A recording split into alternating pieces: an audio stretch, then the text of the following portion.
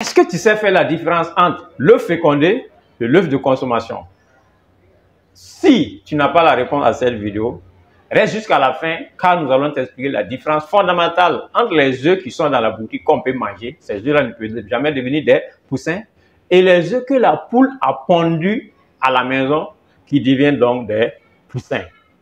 Alors, je suis le professeur Traoré, promoteur donc de Volaille Solutions, une entreprise avicole donc qui fait donc la production des poussins, la confection, la fabrication donc des couveuses solaires, des couveuses donc à gaz, des couveuses donc électriques. Nous faisons donc des formations suivies donc et accompagnement donc dans les fermes. Alors, l'œuf fécondé, c'est quoi? C'est un œuf donc à l'origine, il y a eu un coq, il y a eu une poule.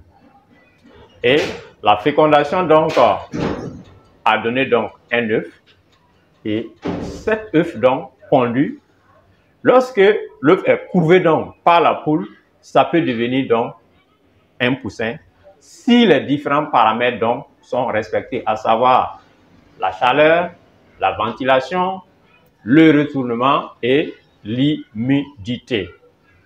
Donc, au bout de 21 jours donc, cet œuf donc peut devenir donc un poussin.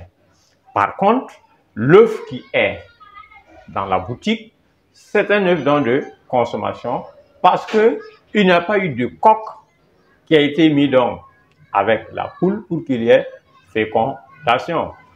C'est un œuf qu'on peut consommer et généralement on dit que la poule pondeuse pond par le bec. Qu'est-ce que ça veut dire?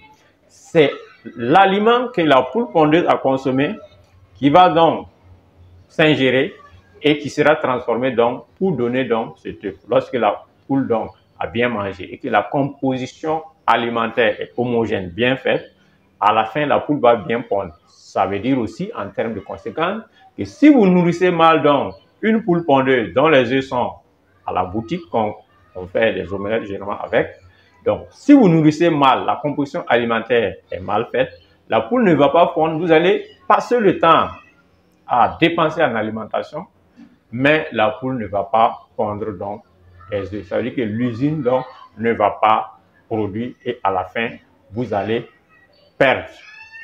Alors, l'œuf de consommation ne peut jamais devenir un poussin. Par contre, l'œuf fécondé, comme son nom l'indique, c'est un œuf qui a été fécondé. Cette fécondation a eu lieu entre le coq et la poule. Par contre, vous avez par exemple certaines poules comme le poulet de chair. Donc les poulets de chair comme le coq 500, le Ross 338 ou le Hubbard, ce sont des poulets, même si vous les mettez donc avec des coqs, les œufs qui vont pondre ne peuvent pas être fécondés parce que ce sont des espèces qui sont stériles. Mais la poule pondeuse, donc les poules pondeuses par exemple Isabrom, vous pouvez prendre un coq local, donc les poulets africains, vous mettez donc avec la poule Isabron, il va pondre donc des œufs et ces œufs-là peuvent devenir donc des poussins. Mais le problème c'est que le taux d'éclosion va être faible parce que ce ne sont pas des races qui ont été sélectionnées pour avoir des poussins. Ce sont des races qui ont été sélectionnées pour avoir donc des œufs de consommation. Et ceux qui font donc ces croisements, c'est ce qu'on appelle les généticiens. Donc la génétique en fait c'est une science donc qui va concerner donc au niveau donc de l'agriculture, apprendre différents sujets, les poules, les coqs, les croiser à la fin, pour orienter l'objectif selon qu'on veut donc la croissance donc des poulets, ou bien on veut changer le type de plumage. Hein. Donc il y a la notion de génotype et puis de phénotype.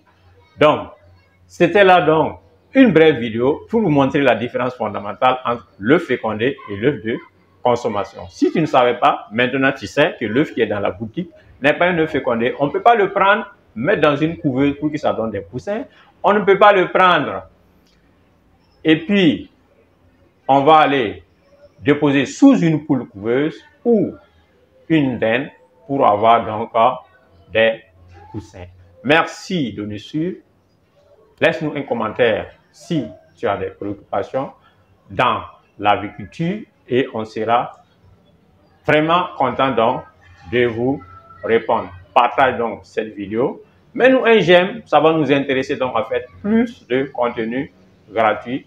Ensemble, on peut aller vite et réussir. Et c'est l'Afrique qui gagne.